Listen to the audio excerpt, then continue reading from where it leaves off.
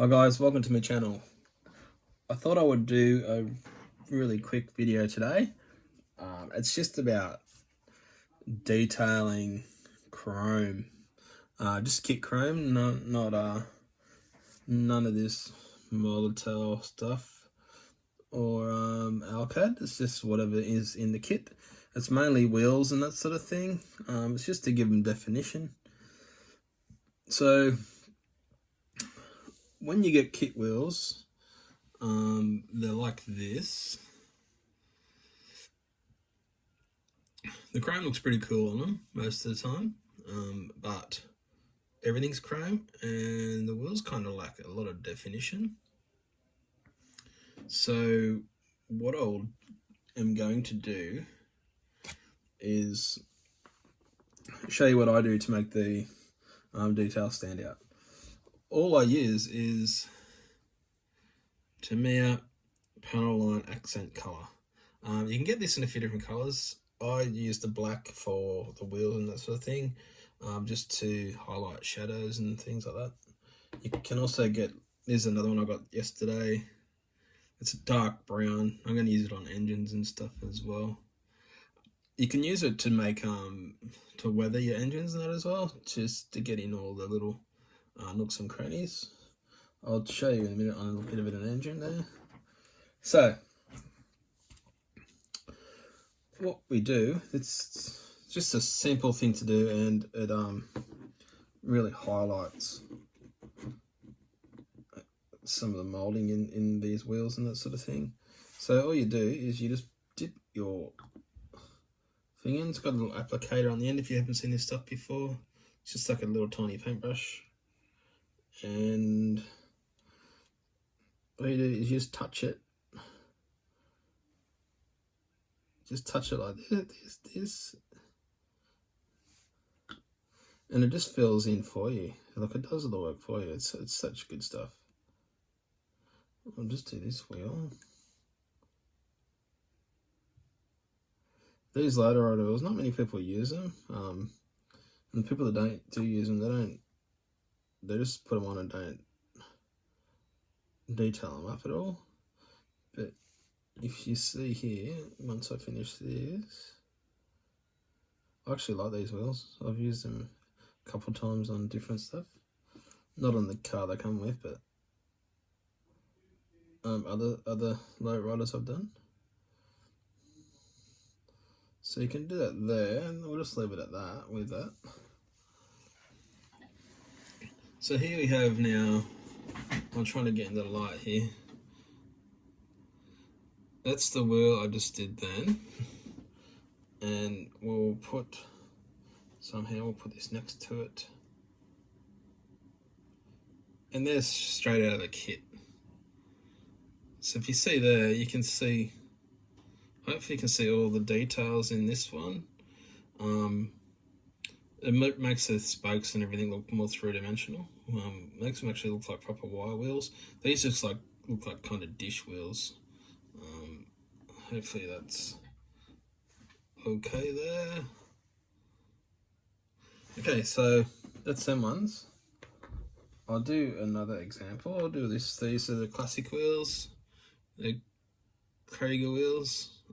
These are off a Revell kit as well. I think this is like a hot rod kit. With these, there's a lot of detail in the center of these wheels that you can't really see if you don't just weather them up a little bit. This just sort of makes it look like there's a little bit of grime in there. So with these, we'll do around here as well. As I said, you just touch, and it just runs by itself. You could even just go like that, and it'll run around it by itself. And if you put too much on, you just blow the wheel like that, and we'll just go a little bit more. Depends how much you want it. You can go really crazy with this and just make them look like they're all crusty and old. If you want to put some The brown on it makes it look like they're a little bit like dirty and grubby. But I'm not going to do that to these wheels, so I might use them later for something else. So I'm just going to do this to get the highlights up.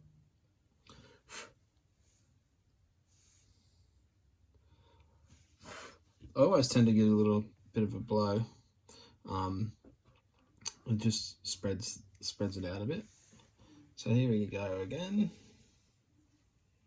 We've got, I'm trying to look through the camera here as well. So that's the detail one. And this is the non-detail ones. I think this one here, the non-detail one, just looks a bit cheap. Whereas these look like they would actually be on a car. Because wheels stay this chrome for about, on a real car, for about the first 10 kilometers. And then they're just dirty already. And they never come back again. So that's that. I've also done this grill here. Only on this side, not this side. This is just an old grill I'm not going to use. Actually intended, this stuff's just intended to, when you do a body, you can dip it and it goes into these lines here, and it gives the impression that that door is actually two different panels. And it gives it that light shadow in there to make it look like the light goes into the car. So as I said, you can do it on engines as well.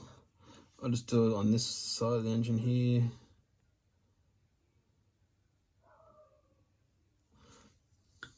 Just do it quickly. I don't want to be here all day.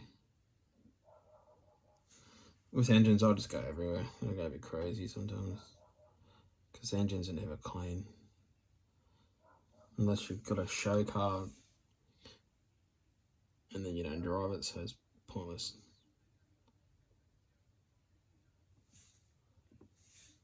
So as I said before, I'll just dip this on here. I'm just sort of going where the deeper cracks are in this engine. Give a bit of a blow to spread it out a bit. Anywhere you'd think that you'd oil and that in these engines. There's that there.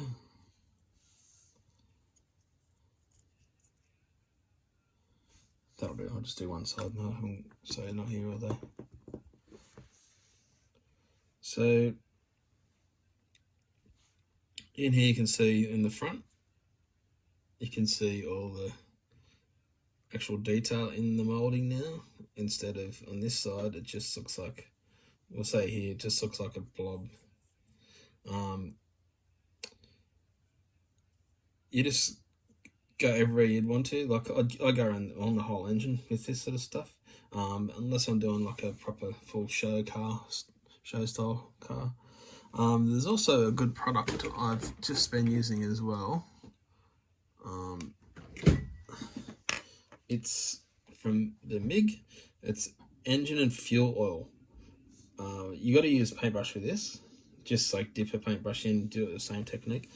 Whereas this panel line, it'll go flat, whereas this stays shiny, so it actually looks like real oil. I detailed up this with it, and you can see in here and stuff, it's all still shiny in these parts. That's in this here. That's with this one. I went around with the panel accent first, and did around these joins here, and I did the handles, and then I come along and drip this on where I thought oil would run down this oil drum. Now, the next part in the wheel detailing part is white walls, because this lowrider kit comes with white wall decals, and I don't like them. They just don't look real. So all I have here is a Uniball Sino broad pen. It's like a gel pen, and a circle template. As you can see, you can also airbrush. If you want to do wide whites, you can use this and airbrush the white walls on with just flat white paint. You just got to tape up around there when you airbrush, like I've done here. You just got to go all the way around. But for now, I'm just going to do thin whites on this. So you just find the one which you want to use to position the white wall. You can have it close to the rim or further off the rim. It's up to you where you want it. And all you do is, I just got to line this up here a bit.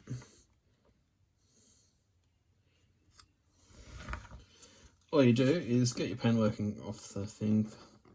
I'll just draw on my thing on my board here. And you just draw a circle. It's super easy. This one's going to be rough because I'm in a kind of a hurry. But you're trying to, with these pens, you don't push hard on it because it works less. You just got to like just touch it. So there we go, perfect white wall. As you can see, haven't positioned it correctly 100%. It's just a demonstration here for you. But if you do that and you go, oh no, I've stuffed up, well, don't worry about that, because you can just get a rag and wipe it off. Then just get a little bit of water, fully wipe it off like that, and you're ready to go again. And then you redo it and it will dry and it'll be permanent. If you want it to be fully 100% sealed, you can spray like some sort of a sealer over it. Sometimes I use hairspray just so it doesn't scratch off when I'm playing around and trying to line wheels up all the time and that sort of thing. So yeah, cool. That's it, and hopefully you can start building cool looking wheels, or just get the kit wheels and make them look like real wheels, and just something else to add to your model to make it a bit more impressive and a bit more realistic. So hope you enjoyed this one. I'm in the process of doing another one, but it's ended up being really long, so I've got to edit that one out. So anyway, have fun modeling. Bye bye.